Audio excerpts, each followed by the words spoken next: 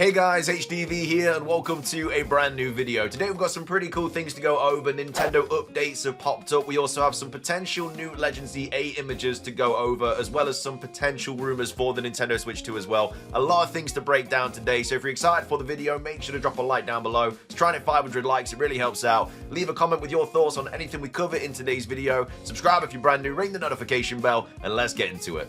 So, starting things off, some bad news coming from Nintendo today. They have basically discontinued gold points on the Switch eShop ahead of the Switch 2 release. So this was posted by Eurogamer. Let's take a look at this article. Really unfortunate, because this was a really cool sort of extra thing you got when you purchase digital games. You got these gold points, then you could use those for future things, but now it looks like they're discontinuing that. But anyway, it says Nintendo discontinuing gold points on the Switch eShop ahead of the Switch 2 release. Still valid for a year though.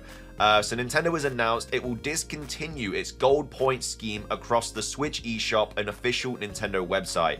So from the 25th of March 2025, players will no longer be able to earn gold points from purchases, but points earned before this date will still be usable. So March the 25th is not far away at all. I don't know if there's a particular reason why they've chosen that date. It is just before the Switch 2 Direct, so maybe they are introducing something new in that Nintendo Switch 2 Direct that we obviously already know about. But yeah, 25th of March, that's literally a week before the Direct. But anyway, that's basically when it's being discontinued, but points you've earned before that you can still use. So gold points are currently earned through purchases on the Nintendo eShop or official Nintendo website, essentially like a loyalty scheme, and can then be redeemed for a discount. So pre-orders for digital games made up to and including the 24th of March 2025 will still earn gold points regardless of the game's release date, even if payment occurs after this date. So points will not be granted if the pre-order is cancelled or if payment fails. Pre-orders after this date will not earn points. So gold points can still be earned by registering physical games as long as the game was released by the 24th of March 2025 as shown on the eShop. Gold points can be earned up to 2 years from a game's original release date in Europe, 1 year in other countries. Lastly, gold points are valid for 12 months from the date of being earned, expiring at the end of a calendar month. That means gold points earned up to and including the 24th of March can be used to receive a discount on the eShop for another year. So it's unclear why Nintendo is ending this scheme, with the announcement simply stating, "We sincerely thank you for using the My Nintendo Rewards program and apologize for any inconvenience." So perhaps Nintendo will be switching to a new equivalent scheme for the Switch 2 and is ending gold points in advance. In similar news, Nintendo has stated Nintendo Switch game vouchers cannot be redeemed for Switch 2 exclusive games. So these vouchers are available for players with a Nintendo Switch Online membership, allowing them to purchase 2 games from a select list at a discounted price, including various Nintendo exclusive games. So they said, please note that Nintendo Switch game vouchers cannot be redeemed for Nintendo Switch 2 exclusive games. The purchase page now reads. Again, it's unclear what Nintendo plans are here for the Switch 2, but change is definitely afoot. So yeah, no reason why they're doing it. I feel like it must be simply because they're going to introduce something for the Switch 2. If they just get rid of it and then that's that, it's going to be really unfortunate. But yeah, just a quick heads up, if you've got your gold points, you can still use them for a year.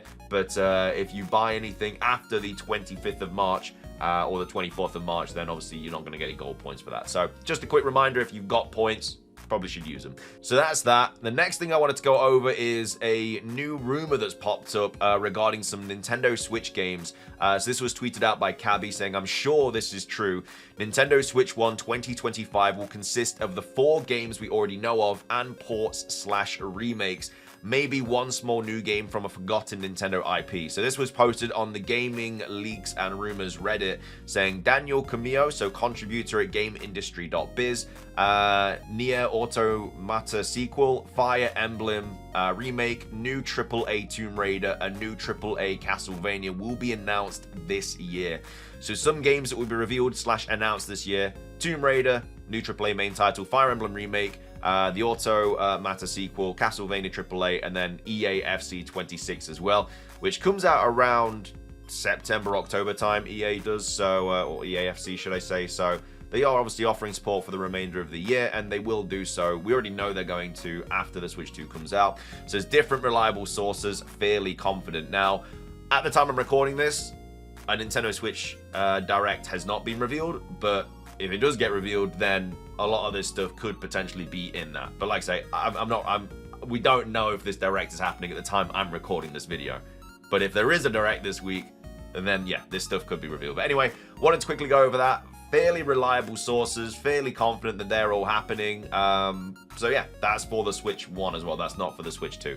So there's that, and then we also have a Switch 2 game that potentially could be happening as well. So this is tweeted out from Game Explain, saying mouse controls coming to Dead by Daylight on consoles, you say, just coincidentally around the presumed launch period of the Switch 2. Hoping this will just be the first of many games to adopt these control schemes for the Switch 2 and others. So, yes, there's quality of life. I don't know if you guys played Dead by Daylight. I'm a massive fan of the game, but it looks like it's going to be coming to the Switch 2, because conveniently around the time that the Switch 2 is dropping, we are getting this update to DBD, which is basically keyboard and mouse on consoles. And we all know that the Switch 2 sort of Joy-Con can be used as a mouse. They even showed it in the initial reveal trailer of the console. So it's very, very likely that DBD is going to be coming to the Nintendo Switch 2. So that's just another game to kind of think about when you get in the console. It's going to be probably playable. So that's potential Switch 2 game, potential Switch 1 games, Nintendo Points, eShop situation. So that's all the Nintendo stuff.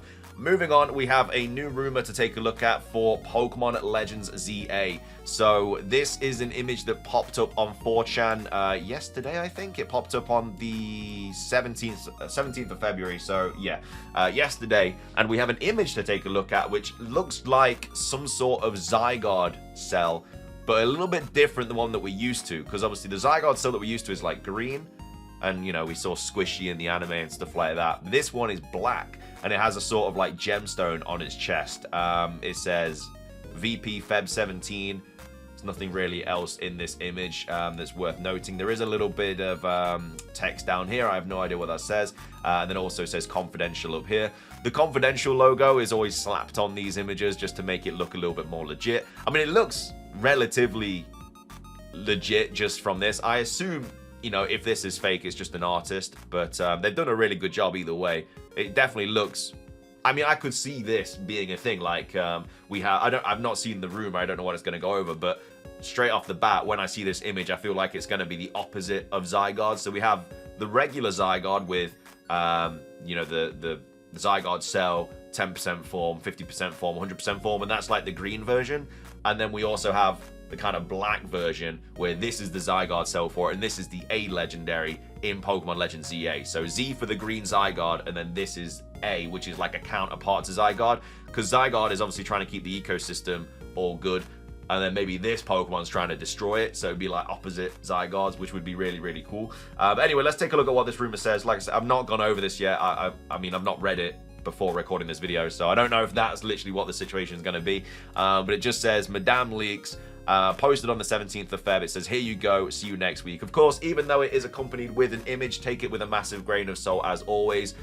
Most of the time these do end up being fake, but when there's an image as well, it just gives it a little bit more of an oomph, you know, a little bit more exciting than just some random text on the screen. But anyway, it says Xerneas and Yveltal Terra 7-star raid battle starting on the 28th of February at midnight UTC until March the 7th, 23:59 UTC. So this is an interesting one because obviously there's nothing about the Gen 6 legendaries in the files and stuff. Of course, they could change that and they could pop them into the game, but it just seems quite unlikely for them to do that. It would be a really cool sort of promotional raid event for Pokemon Legends Z-A, having the Gen 6 legendaries available in Scarlet and Violet, but as of right now, obviously you cannot obtain them, as well as the Tapus, the Ultra Beasts, and then like Celebi as well for whatever reason. But yeah, apparently we're going to get a 7-star raid for Xerneas and Yveltal the day after Pokemon Day, which again, I'd be very happy to see that, but whether that's going to happen or not, who knows. It says partner Pokemon celebration announcement for Go. So that's the month-long event in April with increased starter Pokemon spawns, raid missions, etc. So a load of starter Pokemon popping up in the wild in Pokemon Go. I don't know what that would be for. We do have the Unova tour event happening soon and all that. But yeah, apparently a partner Pokemon celebration as well. The Pokemon Go tour announced, focused on Unova, which again, we already know about. I think Pokemon Go have already tweeted a few things out about it, or at least like hints towards it or something. We have the Keldeo Dex completion reward in Pokemon Home. Need to complete all Galar Dexes. Well, that's already out. if this was posted like before the Keldeo event, then fair play. But we already know about that, unless they just reiterate about it. You know, they obviously have been posting a lot of mythical mystery gifts in Pokemon Home lately. We had the Enamorus and Manaphy, now we've got the Keldeo and Meltan. So maybe they're just kind of reiterating it and going over it and being like, make sure to, you know, catch everything because there's going to be more mythical events in the future or something like that. And then it says Drowsy and Hypno in Pokemon Sleep. If they're not already in the game, I've never played Pokemon Sleep.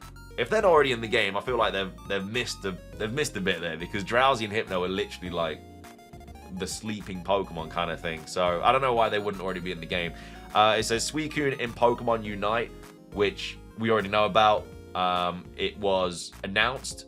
We didn't get the initial reveal date. We didn't get the initial release date, but we know from data mines that Suicune is going to be dropping on Pokemon Day in February, like literally next week.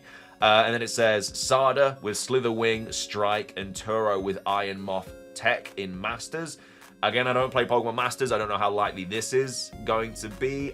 We did see, I do believe the Generation 9 protagonists are going to be coming to Pokemon Masters with Koraidon and Miraidon, so maybe we do get the professors as well. I'm not sure why they didn't leave those characters for the actual Pokemon Day, though, unless it's because they are doing Sada and Turo. But it says Flapple and Appleton added to Cafe Remix. So that is, again, not really too familiar with that game. I don't know if that's a likely thing to happen or not. But again, it's more Pokemon, it's more characters. You're always going to get like these kind of updates and stuff for Pokemon Day regarding these different games, because there's just so many to cover. There's Pokemon Sleep, Pokemon Masters, Pokemon Unite, Pokemon Go, Pokemon TCG Pocket. Speaking of TCG Pocket, it says new mini set in TCG Pocket focusing on Arceus. So A2A Origin Temple.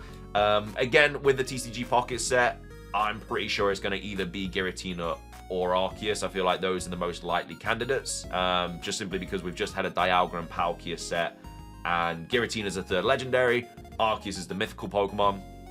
Could be either of those. Origin Temple sounds like a cool name, though.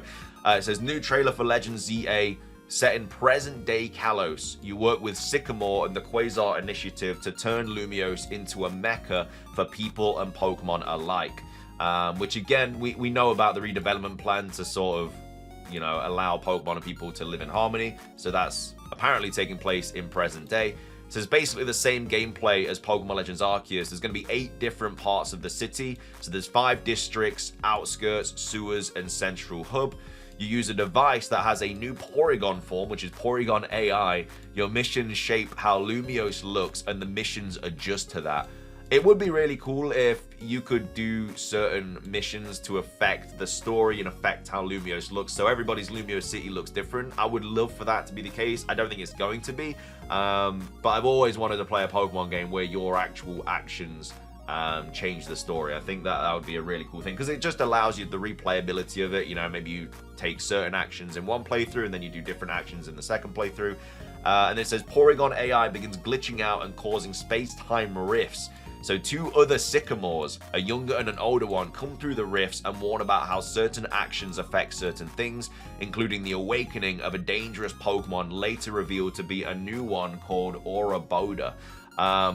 That's a really cool idea. I love time travel aspects and stuff, and I think having a younger and an older Sycamore like coming into the timeline would be really cool. I assume it wouldn't be a crazy amount of time though, because Sycamore, I don't know how old he is in the present day Kalos, let's just say he's like mid-30s. The younger one would probably be like mid-20s, and then the older one would probably be like mid-40s or 50s. So not a lot of things would happen in that time period, but maybe something drastic happens, and then that's why the future one, a little bit like how Trunks comes back to the present day in Dragon Ball Z. You know, it's not super far out, but something drastic happens which needs to be changed.